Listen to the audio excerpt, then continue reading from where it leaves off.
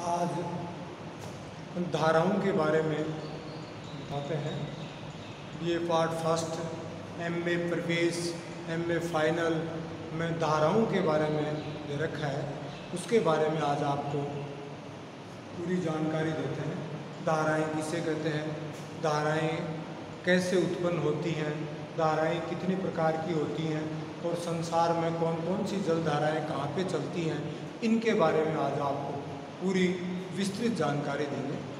Main चीज़ तो यह है कि धाराएं की उत्पत्ति कैसे होती है, तो उसके बारे में बताया गया है कि कुछ धाराएं हवाओं के कारण उत्पन्न हो जाती हैं, कि लगातार एक ही दिशा में हवाएं चलने के कारण महासागर का जल नियमित रूप से उन हवाओं के साथ साथ चलने लग जाता है, तो उसके कारण भी महासागरीय जलधाराओं की उत्पत्ति होती है। इसके अलावा तापमान के कारण भी महासागरीय जलधाराओं की उत्पत्ति होती है, कि अगर तापमान ज़्यादा होगा तो जल गर्म होने के कारण हल्का होगा, और हल्का होगा तो उसका लेवल ऊंचा होगा। इस कारण ऊंचाई से नीचाई की ओर पानी बहने लगता है और उसके कारण भी धाराओं की उत्पत्ति होने लग जाती है। तो हवाओं के कारण भी, तापमान के कारण भी तथा लवणता के कारण भी महासागरीय धाराओं की उत्पत्ति होती है। आपने कई बार देखा होगा कि महासागरों की लवणता में भिन्नता पाई जाती है। कुछ महासागरों का जल में लवणता ज़्यादा पाई जाती है, कुछ में लवणता कम पाई जाती है। जिनमें लवणता ज़्यादा पाई जाती है उनका घनत्व ज़्यादा होने के कारण उनका लेवल नीचा होता है, तथा जिनमें लवणता कम पाई जाती है उनका लेवल ऊंचा होता है। इस कारण कई बार कम लवणता वाले महासागरों से अधिक लवणता वाले सागरों की ओर भी पानी बहने लग जाता है और वो धाराओं के रूप में परिवर्तित हो जाता है। कई वाष्पीकरण के कारण भी धाराओं की उत्पत्ति होती है। जिन क्षेत्रों में ज़्यादा वाष्पीकरण होता है तो वाष्पीकरण ज़्यादा होने के कारण भी कई बार लेवल नीचा होने के कारण भी महासागरीय जल धाराओं की उत्पत्ति होती है। इस प्रकार इसके अलावा पृथ्वी की घूर्णन गति के कारण भी समुद्री जल फेरल के नियमानुसार घूमता है, और घूमने के साथ साथ समुद्रों का जल भी धाराओं के रूप में परिवर्तित हो जाता है। इसके अलावा तटों की आकृति भी महासागरीय धाराओं की उत्पत्ति में करते हैं। इनके अलावा ऋतु परिवर्तन, जैसे मानसून, दक्षिणी पश्चिमी मानसून, उत्तरी पूर्वी मानसून, इनके कारण भी धाराओं की उत्पत्ति होती है। इस प्रकार हवाओं के कारण, तापमान के कारण, लवणता की भिन्नता के कारण, इसके अलावा वाष्पीकरण,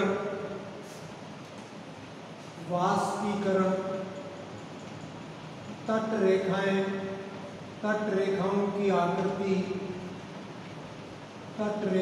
आकृति के कारण, इसके अलावा अपन बात करें तो तटों की आकृति, ऋतु परिवर्तन, पृथ्वी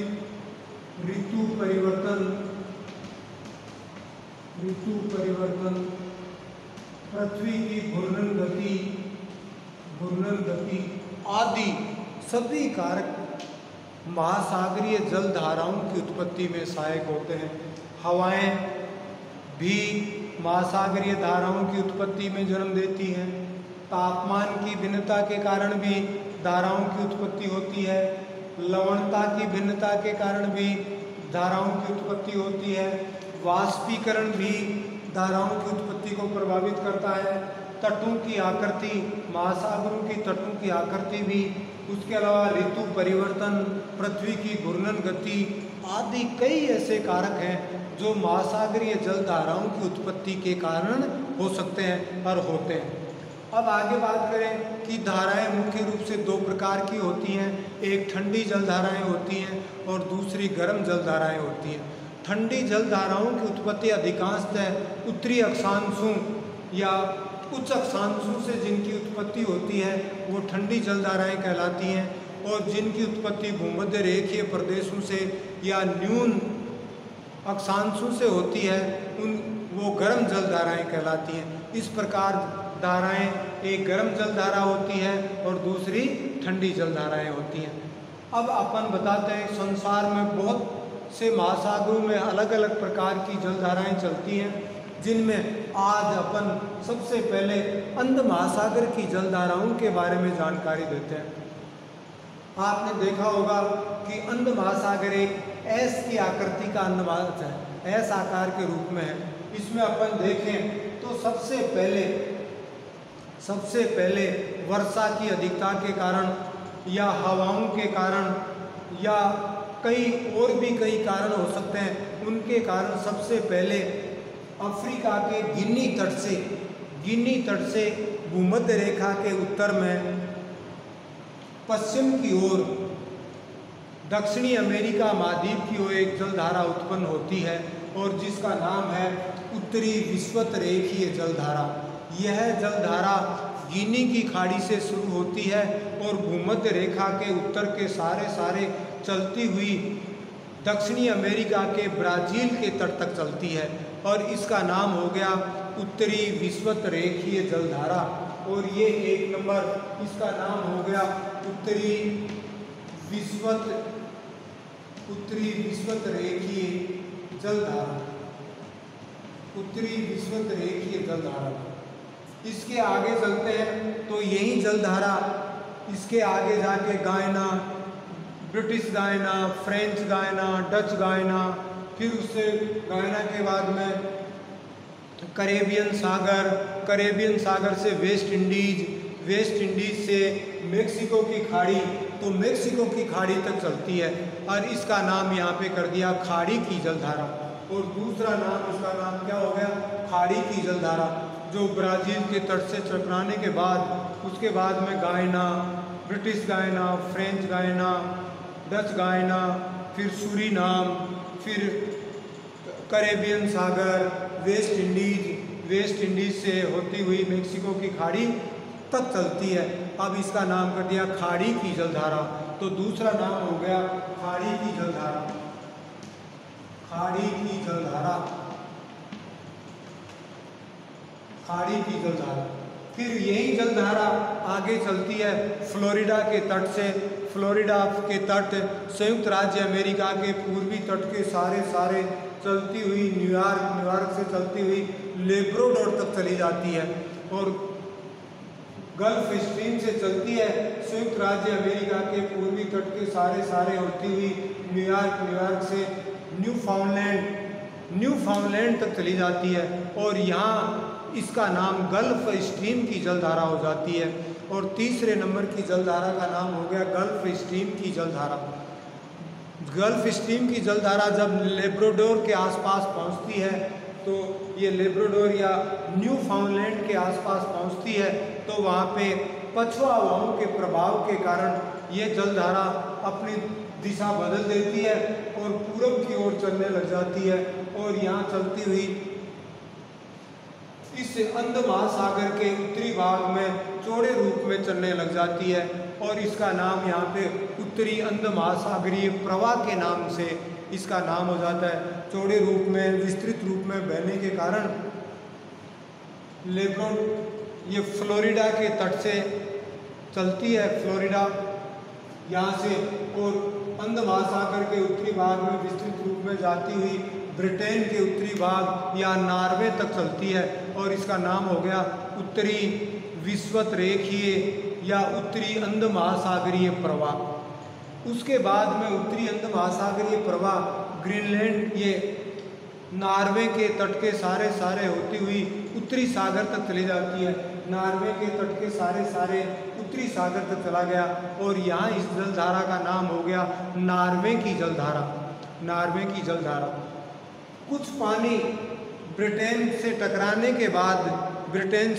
के बाद दक्षिण की ओर फ्रांस, स्पेन, पुर्तगाल, फिर इसके सारे कनारी द्वीप होते हुए उत्तरी भूमध्य रेखीय जलधारा में वापस आ जाता है और उस जलधारा का नाम उसने कर दिया कनारी की जलधारा। कनारी द्वीपों के आसपास से आने के कारण इसका नाम कनारी की जलधारा कर दिया।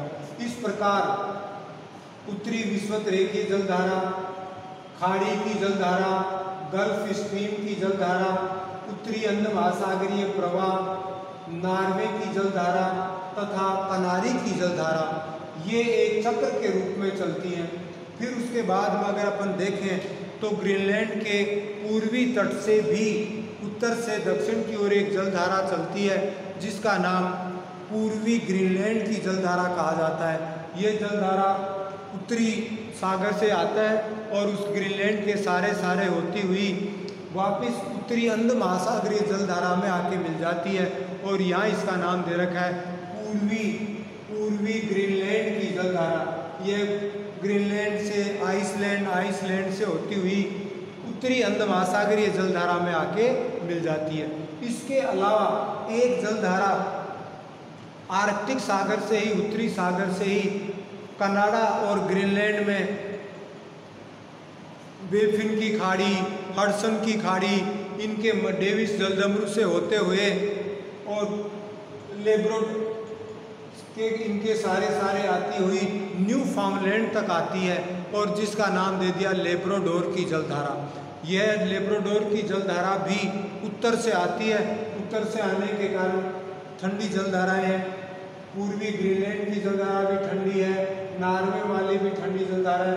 इस प्रकार अंध महासागर के उत्तरी भाग में उत्तरी अंध महासागरीय जलधारा, खाड़ी की जलधारा, गल्फ स्ट्रीम की जलधारा, उत्तरी अंध महासागरीय प्रवाह, कनारी की जलधारा, नॉर्वे की जलधारा, पूर्वी ग्रीनलैंड की जलधारा, लेब्राडोर की जलधारा, ये उत्तरी अंध महासागर में चलती है और इनमें जो उत्तर से आती हैं वो ठंडी है और जो भूमध्य रेखीय प्रदेशों से जाती हैं वो गर्म जलधारा है। तथा इनके मध्य में, इनके एक बीच में एक ऐसा शांत महासागर पाया जाता है जिसमें किसी प्रकार की ज़्यादा हलचल नहीं होती और शांत समुद्र है यह। और इसमें सारगोसा नाम की घास पाई जाती है। इस कारण इस महासागर का नाम भी सारगोसा सागर के नाम से एक महासागर पाया जाता है और ये सारगोसा सागर है।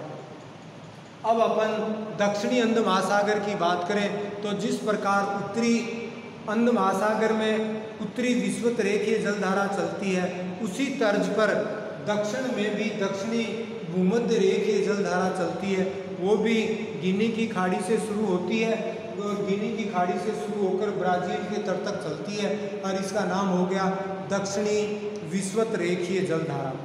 दक्षिणी विषुवत रेखीय जलधारा ब्राज़ील से टकराने के बाद दक्षिण की ओर चलती है और चलने के बाद ब्राज़ील के पूर्वी तट के सारे होती हुई अर्जेंटीना तक जाती है और उसके बाद में वहाँ पे पछुआ हवाओं के प्रभाव में आने के कारण, पछुआ हवाओं के क्षेत्र में आने के कारण इसकी दिशा बदल जाती है और यहाँ तक इसका नाम हो गया पूर्वी ब्राज़ील की जलधारा। फिर उसके बाद में जुई अंध महासागर में पूरब की ओर बहती है, इसका नाम हो गया दक्षिणी अंध महासागरीय प्रवाह। दक्षिणी अंध महासागरीय प्रवाह दक्षिण में विस्तृत रूप में बहने लगता है।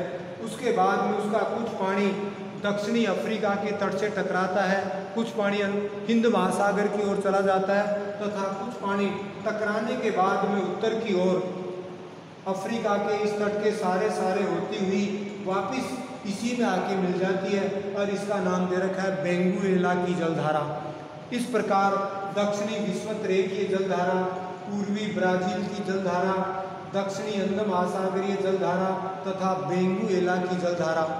एक जलधारा दक्षिण में प्रशांत महासागर से आती हुई दक्षिणी अमेरिका के दक्षिणी तट से टकराने के बाद फॉकलैंड द्वीपों के आसपास से फॉकलैंड द्वीप के सारे होती हुई पूर्वी ब्राज़ील की जलधारा में आके टकराती है और उसका नाम दे दिया फॉकलैंड की जलधारा।